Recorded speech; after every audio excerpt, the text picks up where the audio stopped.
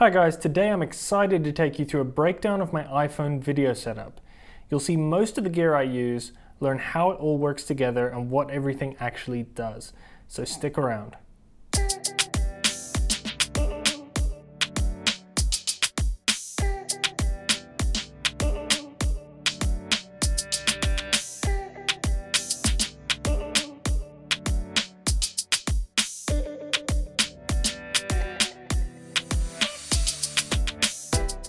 Everything you're going to see here I've chosen to be multi-purpose. It works in various different configurations. I like things to be modular. When I travel, I don't want a lot of single-use accessories. It's taken a while to collect all the pieces. Some things I've bought, some things were sent to me, but it's all come together now, and I'm excited to put it to use.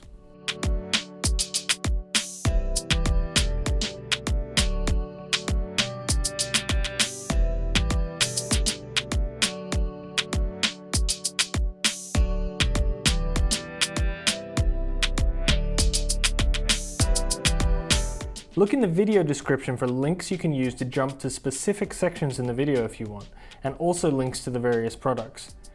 Let's get started. When I first started experimenting with the video capabilities of an iPhone, I was using the iPhone SE. The first video I posted was shot with nothing but the iPhone SE and Filmic Pro. It was graded in DaVinci Resolve, and that was the beginning of my exploration of what can be achieved in post with iPhone-originated video. That video has over 250,000 views so far and kicked off this whole adventure. I didn't have any accessories back then, but the first thing I wanted was a way to use ND filters to control exposure in bright sunlight. The Pogo Pro Iris ND filter system has proven to be that solution.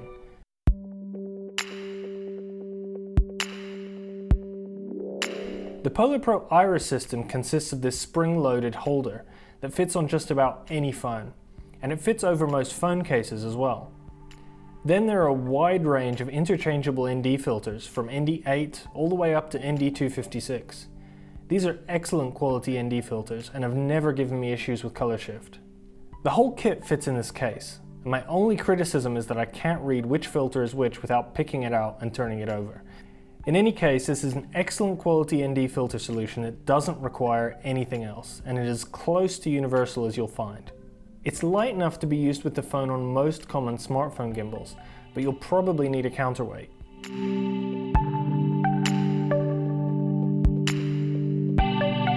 This is the helium core.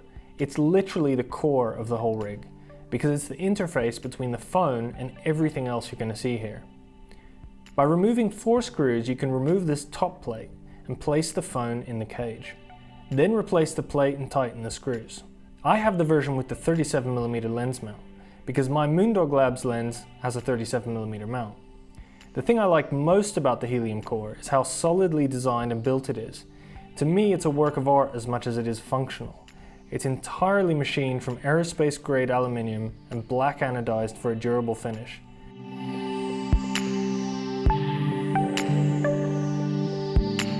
This brings me to the Moondog Labs Anamorphic Adapter. The lens screws right onto the 37mm lens mount of the helium core. The lens does rotate, so there's a bracket which aligns and holds the lens in place. The bracket does push the Moondog Labs 52mm filter adapter forward and can cause problems with the edge of the adapter creeping into frame, but it hasn't been much of an issue for me. The filter adapter clamps in place and lets you mount any 52mm threaded filter you want. There are 3 filters from Moondog Labs, a 2-stop ND4, a 3-stop ND8, and a 4-stop ND16. I often stack these in bright daylight.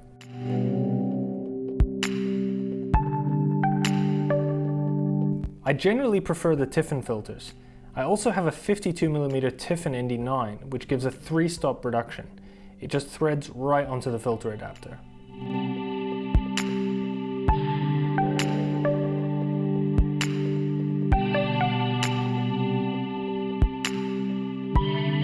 Recently I've begun to shoot with a circular polarizer. This is a Tiffin CPL, and it threads onto the filter adapter or stacked on top of an ND filter. The front of the filter rotates to change the polarization angle, and this reduces flares and reflections depending on the angle.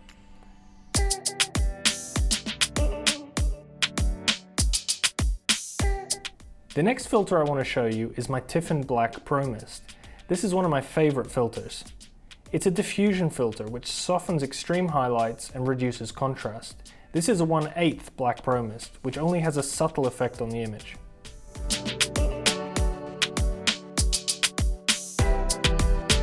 These are two step-up rings.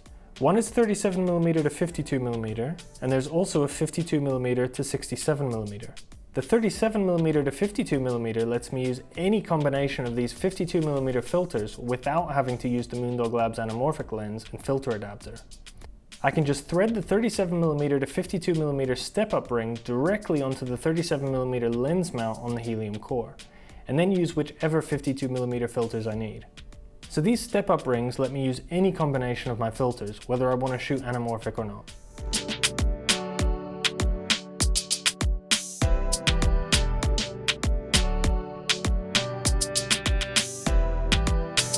The last of the filters I'm going to show you today are two excellent variable ND filters from PolarPro. They come in two different strengths. One is a 2 to 5 stop, and there's also a 6 to 9 stop.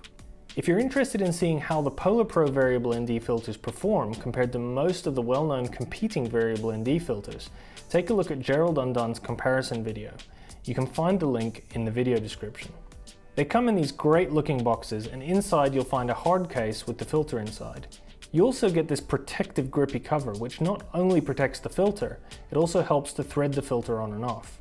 There's also a filter pouch inside with a microfiber cloth, and that's what I'll be using more than the hard cases when traveling. One of the great things about the PolarPro variable NDs is that you have actual stop markings, which tell you exactly how much ND you're using just by looking. So that's the 52mm Tiffin Black Pro Mist on the Moondog Labs filter adapter with a 52mm to 67mm step-up ring to mount the variable ND. The 6 to 9 stop is the same. You get the same hard case, protector, and soft pouch inside.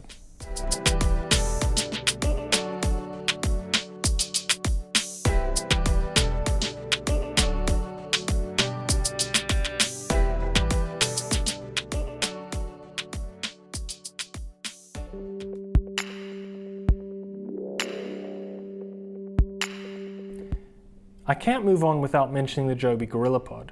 I'm sure you've got one of these already. This is one of the most versatile things I have. It's small, light, and lets me mount the phone in the helium core just about anywhere.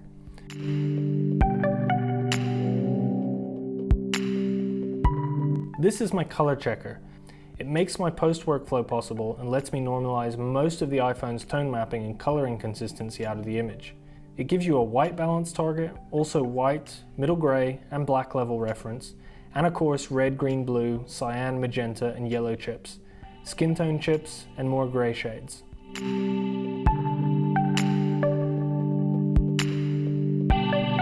Now before I get into the big gimbal, I want to show you the Moza Mini S.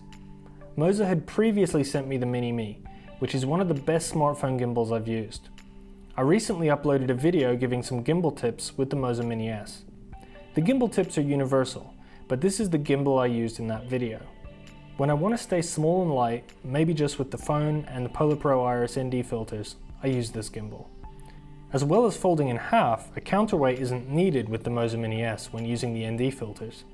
This is because the phone doesn't sit right up against the tilt motor, so it can slide past the motor until it's in a balanced position. And no smartphone gimbal will accommodate the helium core with lens and filters, which leads me to the final piece of this puzzle.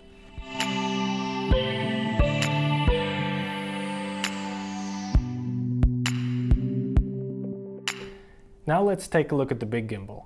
This is the Feiyutech AK4500. So Feiyutech reached out to me and asked if I wanted to test a gimbal. The AK4500 really stood out to me for a number of reasons. So here it is, I got my bigger gimbal, which has brought all of these other tools together into one rig. I'll run through the setup of the gimbal in detail in a separate video. I just want to highlight the features that are significant to me. Firstly, of course, as I've mentioned, it accommodates the helium core with the anamorphic lens and filters. A heavier gimbal with stronger motors means better response and smooth movement in a wide range of conditions. The second handle position makes shooting low shots very comfortable, and transitions from low to high positions is easy and smooth. The second handle is not just a second handle, it's also a secondary wireless controller.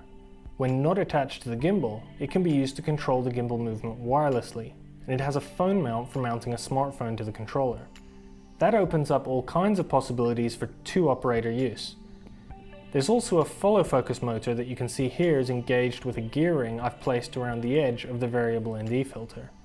The focus motor can be controlled either by the knob on the gimbal handle or wirelessly using the second handle. Lastly, the AK4500 has a motion lapse mode. All of this means this isn't just a gimbal for stabilizing moving shots, it's also a wireless remote head and can add some real dynamics to time lapses. So that's my setup. I'll take a closer look at most of the items in separate dedicated videos, especially the filters and the Feiyutech AK4500 gimbal. Let me know what you think, and if you have any questions about any of this, please leave me a comment. I'm always going to respond. Let me know what you'd like to see covered in more detail in other videos. So that's it for now. Thank you for watching. I appreciate your support. Catch you the next time I've got a video to share. Thanks for watching.